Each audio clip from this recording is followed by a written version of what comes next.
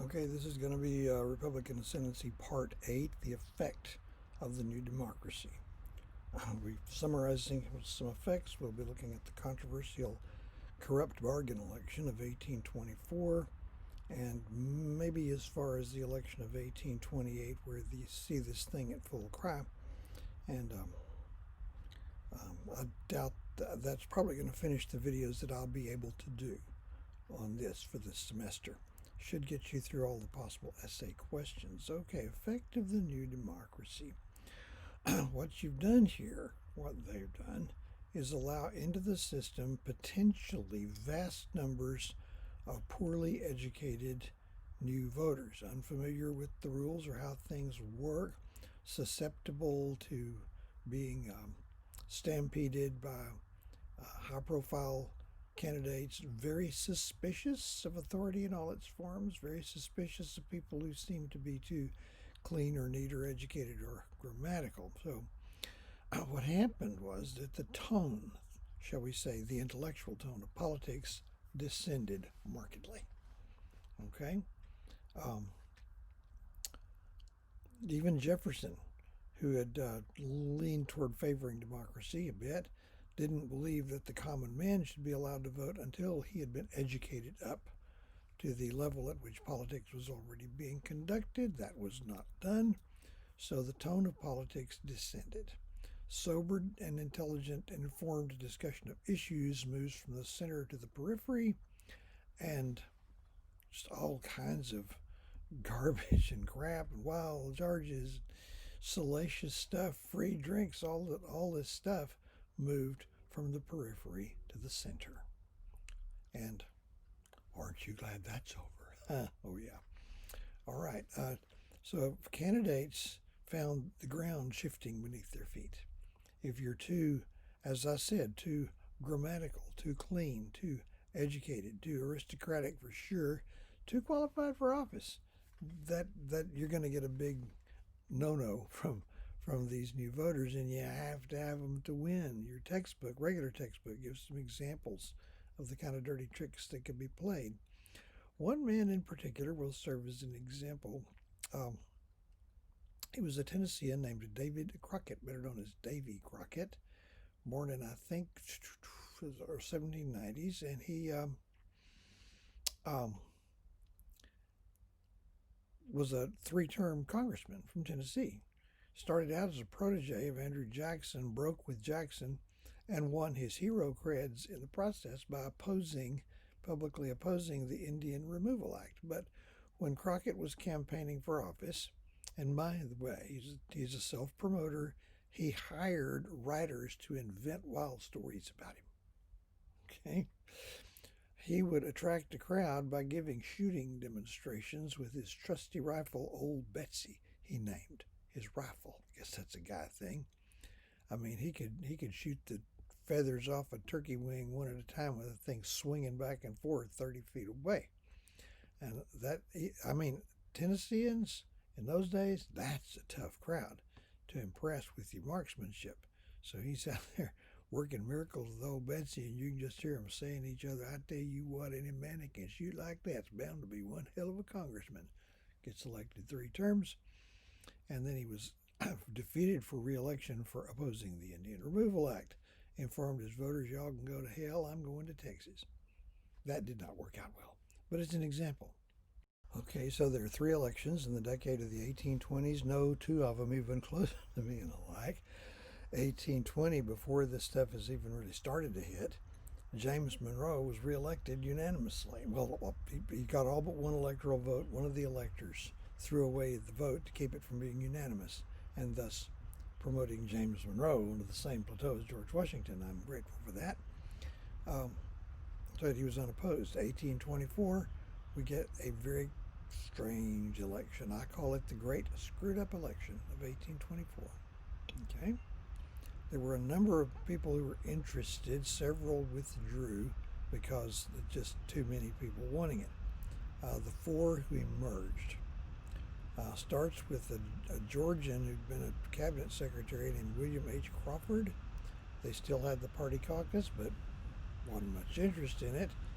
because there's no opposing party, and a poorly attended caucus nominated William H. Crawford of Georgia. He could be considered the Southern candidate.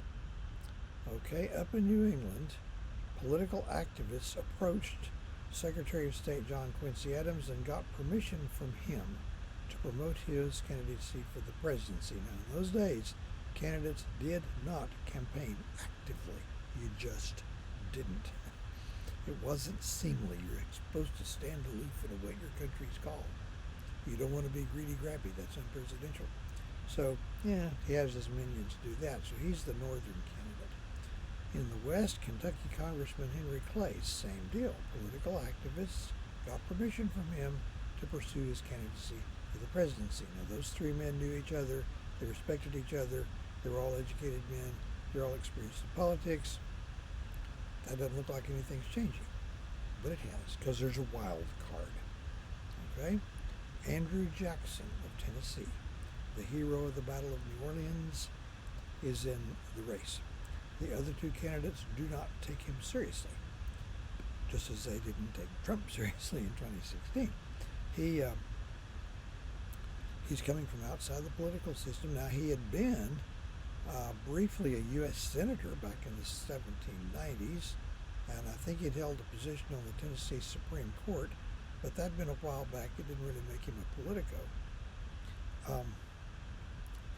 The tone of the campaign is pretty much like campaigns were at that time. Where it got screwed up is when the votes were counted. And remember, this is 1824. This is the first presidential election with a meaningful popular vote. Okay? Jackson won the popular vote, and I'm going to get numbers just for comparison purposes. Incidentally, this election is going to make democracy itself an issue, a big issue. There's 356,000 votes cast in the whole election, popular vote. Jackson got 153,000 of them. Adams got 108,000, and then the other two were under 50,000 each. So what's happened here is that Adams has cut deeply into Crawford's support in the South, and Crawford, by the way, has suffered a stroke and is out of the game. He recovered later. Jackson has cut deeply into Clay's support of the West, but he can hardly put a glove on Adams in the Northeast. The electoral vote, Jackson finished well ahead there. He has 99 votes. Adams has 84. Crawford has 41. Clay has 34. Crawford's out of the running because he's had a stroke. All right, nobody got a majority, but it looked like, especially to Jackson's enthusiastic followers who are new to the game, Jackson has won. But he hasn't. When nobody gets a majority, according to the Constitution, amended by the 12th Amendment, the House of Representatives, voting by state, each state casts one vote, their delegation decides how to cast it, would immediately choose a president from among the top 3 vote getters. If it's a tie, it has to be between those two, but it wasn't. So Clay is out. Crawford's out because he's got a stroke. It's going to be Adams or Jackson. Now, Henry Clay is the Speaker of the House. He has an enormous influence in the body that's going to pick the winner. Okay. Now, Clay had never particularly liked John Quincy Adams, but he despised Andrew Jackson, and Jackson despised him. They were rivals for the leading politician from the West. So comes the so-called corrupt bargain. It was finally shown that the two men did meet, a secret meeting in a hotel room. We don't know what they said. We just know what they did. Clay threw his support to Adams, and the House of Representatives picked John Quincy Adams over Andrew Jackson, who'd finished first, to be the 6th president. Oh my.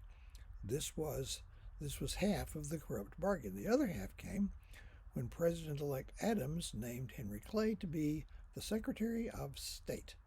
Now, that might not mean much today, except it is an important job, but at that time, The Secretary of State's job was literally the on-deck circle for the presidency. Okay? Adams had been Monroe's Secretary of State immediately before becoming president. Monroe had been Madison's Secretary of State. Madison had been Jefferson's Secretary of State. Jefferson, earlier on, had been Washington's Secretary of State. So that's like Adams. Clay gives Adams the presidency now in return for Adams, in effect, putting Clay in a prime position to get the presidency later. Corrupt bargain. Jackson's supporters did not understand this. They're infuriated.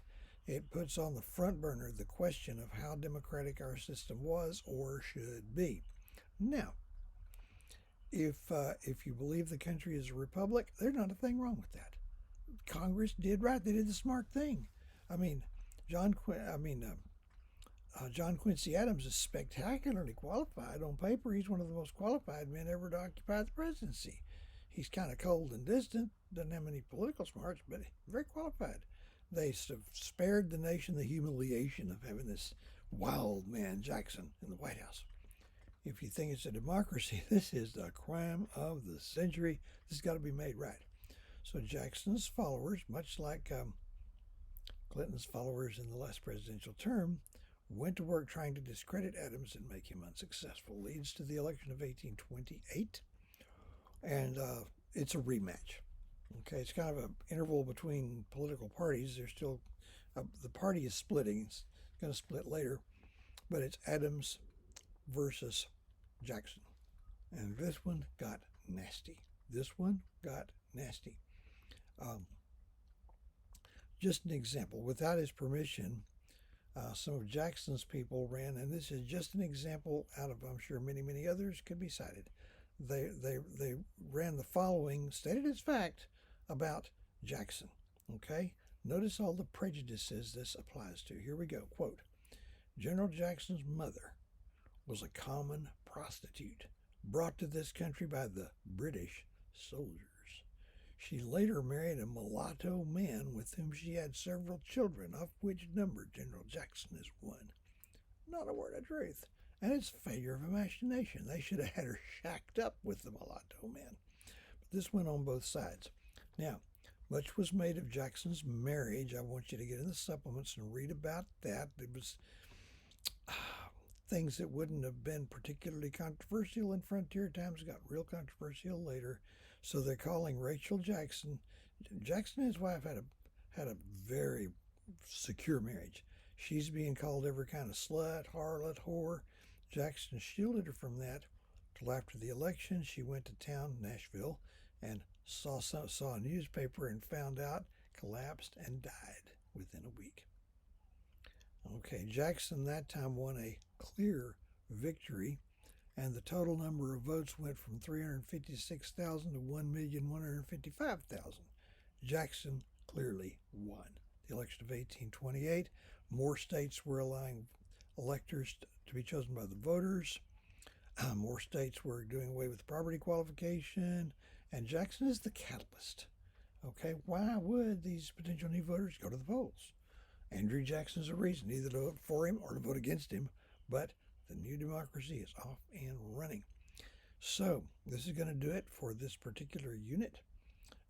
Next, we're going to skip forward to the run-up to the Civil War.